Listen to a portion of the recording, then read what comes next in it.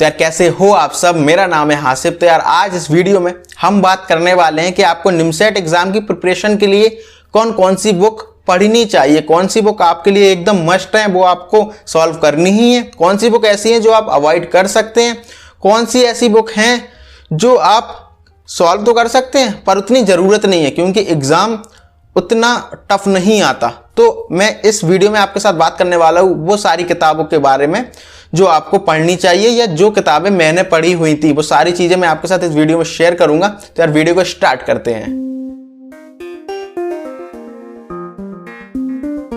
तो यार अगर बुक्स के बारे में हम बात करें तो सबसे पहली बुक जो आती है जो आपको सॉल्व करनी है वो है आर.डी. शर्मा सब्जेक्टिव। अब आर.डी. शर्मा सब्जेक्टिव आपको क्यों सॉल्व करनी है? क्योंकि आर.डी. शर्मा सब्जेक्ट एक तो 11th 12th की होगी और 10th की होगी, तो जिससे आपके बेसिक्स अच्छे हो जाएंगे। और अगर आपके बेसिक्स अच्छे हैं, आपको 10th 12th की मैथ अच्छे से आती है, तो आपको आर.डी. शर्मा सब्जेक्टिव सॉल्व करने की कोई ज़रूरत नहीं है। क्योंकि जब मैं इस एग्ज़ाम की प्रिपरेशन कर रहा था तब कोचिंग वालों ने बोला था कि आर.डी. शर्मा सब्जेक्टिव पहले सॉल्व करो। सभी कोचिंग वाले बोलते हैं कि एक बार बेस अच्छा कर लो, लेकिन जब मैंने सॉल्व किया तो मुझे समझ में आया मेरे बेसिक ठीक है और मुझे ज़रूरत नहीं है आर.डी. शर्मा सब्जेक्टिव सॉल्व करने की। फिर मैंने आर.डी. शर्मा सब्जेक्टिव सॉल्व नहीं की। इसलिए अगर आपके बेसिक अच्छे नहीं हैं तो पहले आर.डी. शर्मा सब्जेक्टिव आप सॉल्व कर सकते हैं और आपको सॉल्व करना ही चाहिए। और अगर बेसिक अच्छे हैं तो कोई ज़रूरत नहीं है, जो बुक्स मैं आपको आगे सजेस्ट करने वाला हूँ वो आप सॉल्व कर सकते हो। और ये सारी बुक्स है ना, मैं आपको एक सीक्वेंस में बताऊंगा और वही सेम सीक्वेंस में आपको डिस्क्रिप्शन बॉक्स में उनकी लिंक दे दूंगा, तो अगर आप चाहो तो परचेस कर सकते हो। उसके बाद जो दूसरी बुक आपको सॉल्व करनी है वो है अरिहंत। अब अरिहंत ऐसी बुक है निमसेट एग्जाम के लिए, मतलब एक बुक आती है अरिहंत कंप्लीट पैकेज। ये ऐसी बुक है जिसमें आपको मैथ भी मिलेगी, आपको रीजनिंग भी मिलेगी, आपको कंप्यूटर भी मिलेगा, आपको इंग्लिश भी मिलेगी, यानी कि सभी आपको एक बुक में मिल जाते हैं और उसका प्राइस भी काफ़ी कम है। तो आप चाहो तो अरिहंत बुक सॉल्व कर सकते हो। और आपको 10 बुक सॉल्व नहीं करना, मैंने पहले भी कई बार बोला है, आपको एक बुक सॉल्व करनी है, लेकिन बिल्कुल अच्छे से पूरी सॉल्व करना है, उसको क्वेश्चन छोड़ना नहीं है, सभी पैटर्न के क्वेश्चन कवर करने हैं। तो आप अरिहंत भी सॉल्व कर सकते हो। उसके बाद बात करते हैं हम तीसरी बुक के बारे में, वो है सेल्फ स्कोरर। सेल्फ स्कोरर एक ऐसी बुक है जो मैंने सॉल्व की हुई है और सेल्फ स्कोरर मुझे काफ़ी ज़्यादा अच्छी बुक लगी क्योंकि उसमें क्वेश्चन भी क्वांटिटी वाइज उतने ही हैं जितनी ज़रूरत है, ना कि बहुत ज़्यादा ना कि बहुत कम। तो सेल्फ स्कोरर में आप सॉल्व कर सकते हो। मैंने भी वही सॉल्व की और मैं जब कोचिंग में पढ़ रहा था तो मोस्टली सभी बच्चे यही बुक सॉल्व कर रहे थे, सेल्फ स्कोरर। तो आप सेल्फ स्कोरर सॉल्व कर सकते हो, पर इसका प्राइस कुछ ज़्यादा है एज कम्पेयर अरिहंत, क्योंकि इसका प्राइस कुछ 1200 800 900 पड़ता है, 1100, और जो अरिहंत की बुक है वो 500 के अंदर मिल जाती है। तो आप दोनों में से जो भी चाहें आप परचेस कर सकते हैं और दोनों में से कोई एक चूज करो। दोनों पे जब मत करो कि मैं ये भी सॉल्व कर लेता हूँ ये भी सॉल्व कर लेता हूँ, क्वेश्चन सेम ही होने वाले हैं, इसलिए कोई एक बुक करो और अच्छे से सॉल्व करो। उसके बाद जो चौथी बुक आती है वो है आर.डी. शर्मा ऑब्जेक्टिव। बच्चे बार बार कहते हैं भैया मैं आर.डी. शर्मा ऑब्जेक्टिव कर लूँ क्या, पेपर इस बुक के हिसाब से आएगा क्या, टफ आएगा क्या?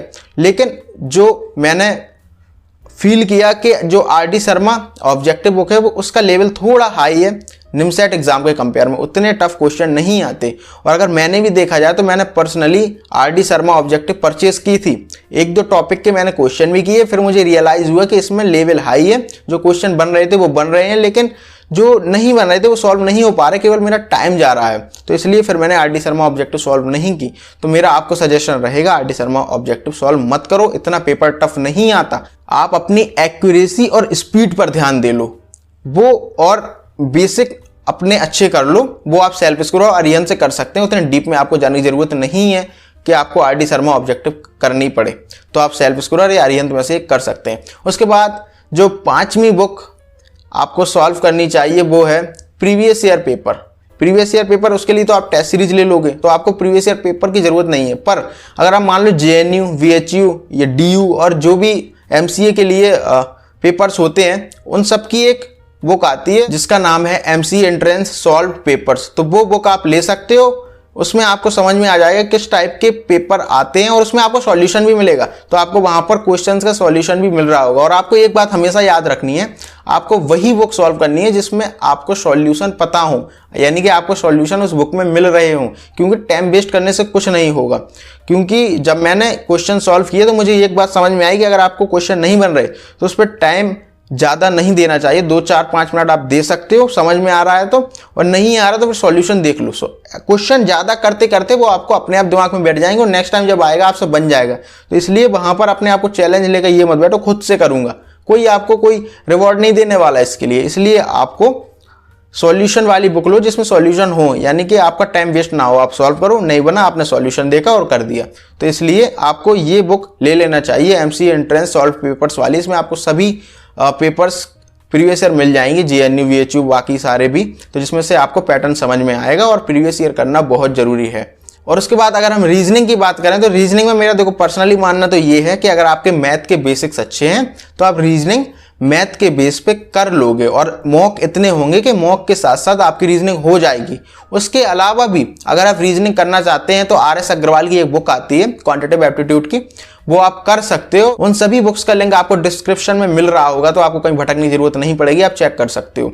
तो आपको आर.एस. अग्रवाल क्वांटिटेटिव एप्टीट्यूड के लिए कर सकते हो। उसके अलावा आप जब मॉक दोगे तो उसके साथ आपकी रीजनिंग हो जाएगी। अब आती है इंग्लिश और कंप्यूटर। तो अब इंग्लिश तो केवल आपके 40 नंबर की बची है, तो इंग्लिश पर जोर मत दो। सभी कोचिंग यही कहती हैं कि इंग्लिश में जितने बन रहे हैं आपसे क्वेश्चन वो बन जाएंगे, उसमें डूबो मत, क्योंकि वो सागर की तरह है इंग्लिश, जितना जाओगे डूबते चले जाओगे, कोई गारंटी नहीं है क्या आ जाएगा उसमें।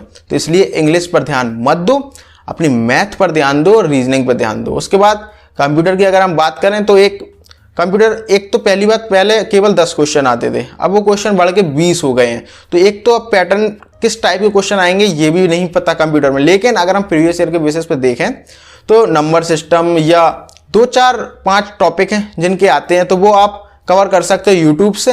यूट्यूब पर गेट स्मैशर करके एक चैनल है, वहाँ से आप पढ़ सकते हो, या उसके अलावा इम्पेटस गुरुकुल ने डाले हुए हैं, वहाँ से पढ़ सकते हो। एस्पायर स्टडी और एक्मी अकेडमी, इन सभी ने भी डाले हुए हैं क्वेश्चंस, तो आप वहाँ पर उनके चैनल पर जाकर सर्च कर सकते हो, आपको कंटेंट मिल जाएगा, तो आप वहाँ से पढ़ सकते हो।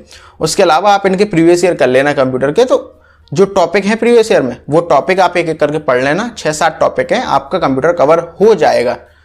तो यही सारी बुक्स थी जो मैं आपको रिकमेंड करूंगा, आपको करनी चाहिए। मैंने पर्सनली कौन सी की मैंने वो आपको बता दिया, केवल सेल्फ स्कोरर और कोचिंग का मटेरियल, उसके अलावा मैंने कोई बुक एक्स्ट्रा सॉल्व नहीं की। तो आई होप आपको जवाब मिल गए होंगे कि आपको कौन कौन सी बुक सॉल्व करनी है।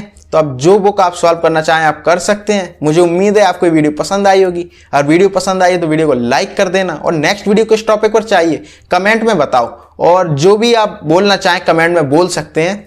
अपन मिलते हैं किसी और वीडियो में, जब तक के लिए अपना ख्याल रखना, बाय।